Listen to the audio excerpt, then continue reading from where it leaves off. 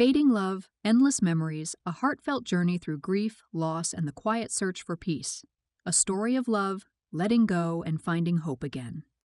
The first autumn without him arrived with quiet cruelty, filling the air with the scent of falling leaves and fading memories. She walked through the narrow alleyways of the city, each corner holding a piece of their past, a remnant of what once was.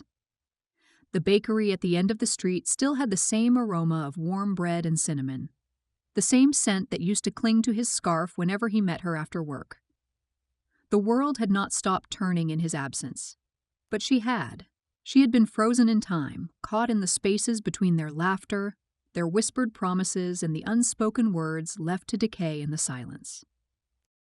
She reached the park where they had spent countless afternoons, where he used to sit with his old leather-bound notebook, sketching whatever caught his eye, sometimes the street performers, sometimes the stray cats, but most often her. She had always scolded him for drawing her too often, claiming the world was full of more interesting things. But he had only smiled, saying she was his favorite subject, the only thing worth capturing.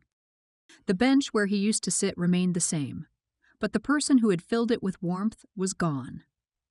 She traced the rough wooden surface with her fingers, remembering how he had once carved their initials there on a whim. It was still there, faded yet defiant, much like the love they had shared. The past clung to her like an invisible weight, pressing down on her chest with every breath she took. It had been a year since he had left, but time had not softened the edges of her grief. The world around her had moved on, but she was still standing at the edge of that hospital room, watching the life drain from his eyes. She had held his hand until the very end, whispering all the things she had never said before, all the words she had thought she had a lifetime to tell him. But words had not been enough. They had never been enough. She returned to their apartment that evening, the space still untouched, preserved like a shrine to the life they had built together. His books were still on the shelves, his sweaters still hanging in the closet, carrying the faintest trace of his scent. She had tried to clean, to rearrange, to move forward, but every attempt felt like erasing him, and she could not bear it. The night was quiet, except for the sound of the wind rattling the windowpane. She curled up in their bed, the emptiness beside her colder than any winter night. Sleep had become a distant memory, lost in the space between dreams and reality. She reached for his pillow, clutching it close as though it could anchor her back to a time when his heartbeat had been the lullaby that soothed her to sleep.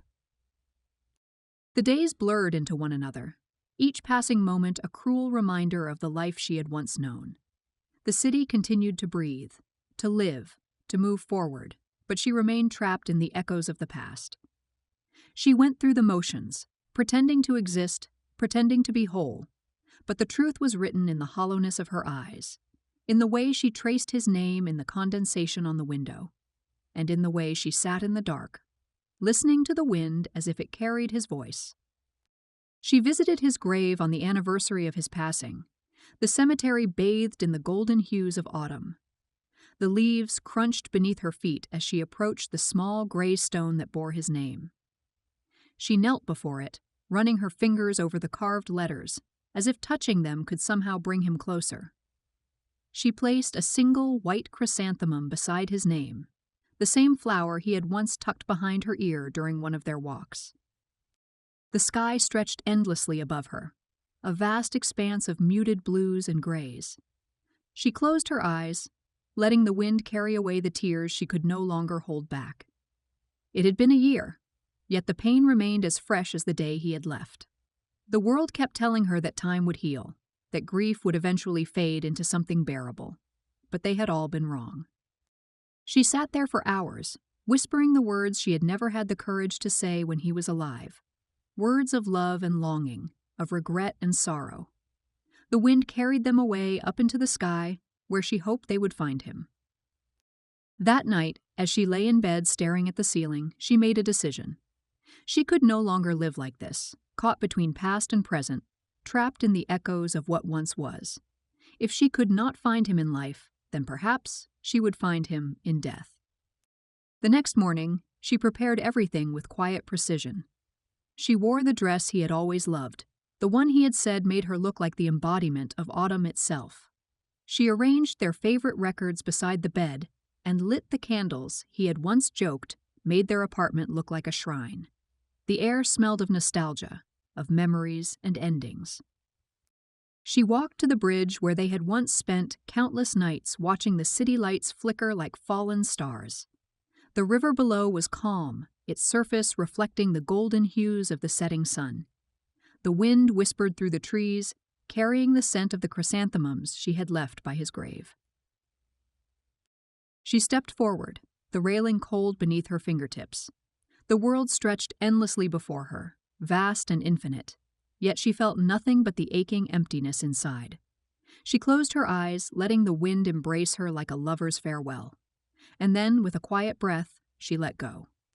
The fall felt endless, a moment suspended in time, a whisper between past and future. The world above her so familiar, so full of memories faded as the river's cold embrace wrapped around her.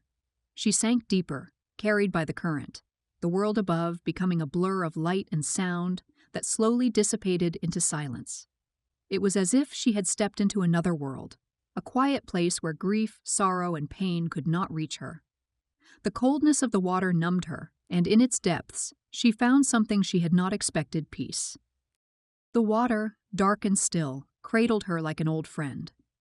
It was not harsh or unforgiving, but gentle, as though it understood the weight of the years she had carried, the weight of the love and loss that had defined her existence.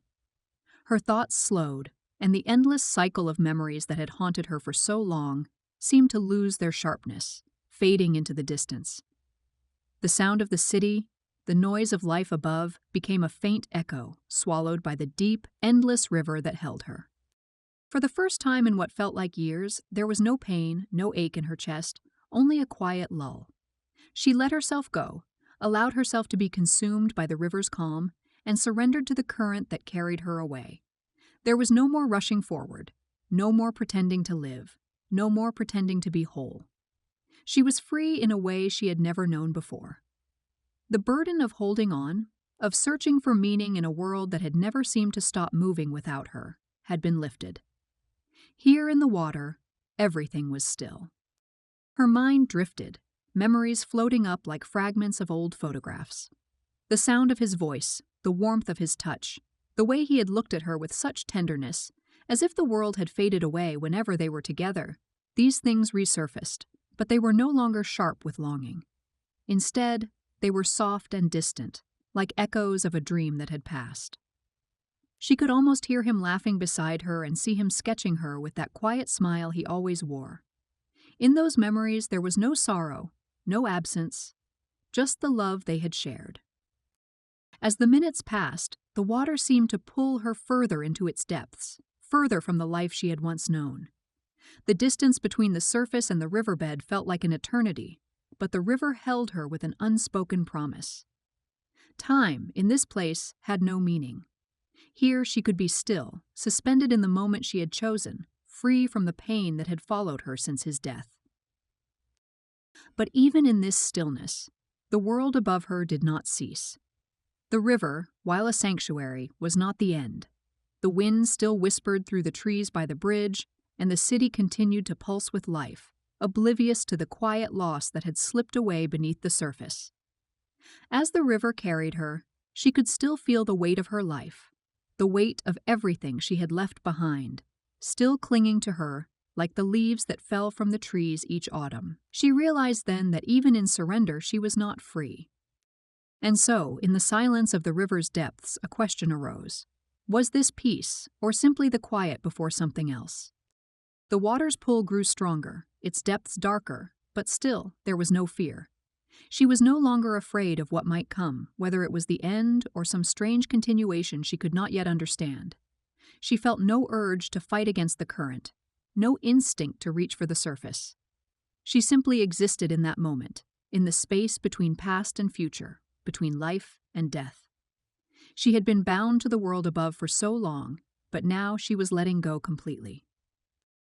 Minutes stretched into hours, and the peaceful numbness that had surrounded her began to fade. Something shifted in the water, a tug, gentle at first but insistent. Her body, once still, now began to respond to the pull, slowly but surely. It was as though the current had found its way into her heart, urging her to move, to rise, to reach the surface once again. She resisted at first, the thought of returning to the world she had abandoned so recently filling her with confusion. But the pull was not cruel, not forceful, just patient, steady like a breath. Gradually, she began to feel her limbs again, the cold of the river lessening as her body slowly drifted upward. The city, now distant, seemed to call to her, its sounds muffled but undeniable. The river, once an endless embrace, now became a place of resistance. It was as if she were being asked to return, to step back into the life she had left behind. As she broke through the surface, the cool night air greeted her, biting her skin. She gasped, lungs filling with the breath she had forgotten she needed. The world above was sharp and real, and with it, the weight of the life she had almost left behind settled back over her. The river, though gentle, had not been her escape. The world was still there, waiting, with all its promises and regrets, with all the unfinished stories and unspoken words. She clung to the edge of the bridge, gasping for air, feeling the cold of the water cling to her skin. Her heart raced, not with fear, but with the realization that she was not yet ready to let go, that she still had something left to hold on to, something that the river could not wash away. The pull of the city, of life, was still there, stronger than ever. With shaky hands, she pulled herself up, her muscles weak from the cold, her body trembling. As she stood on the edge of the bridge, looking out over the water, she realized that the river had not taken everything from her. It had not taken her memories, her love, or the part of her that still clung to the possibility of something more. It had not silenced her heart. She walked away from the river, the night air crisp against her skin, each step heavier than the last. The city stretched before her, still bathed in the light of 1,000 street lamps, still indifferent to the small, personal tragedies unfolding in its midst. She had come so close to letting it all go, but now something within her stirred. The promise of peace had been real, but peace had not meant the end.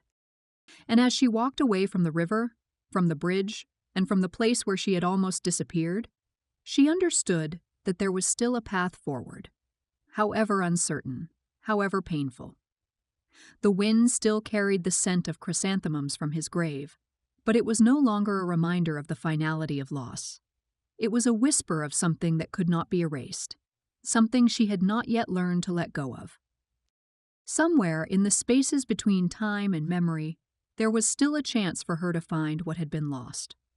The journey, it seemed, was far from over.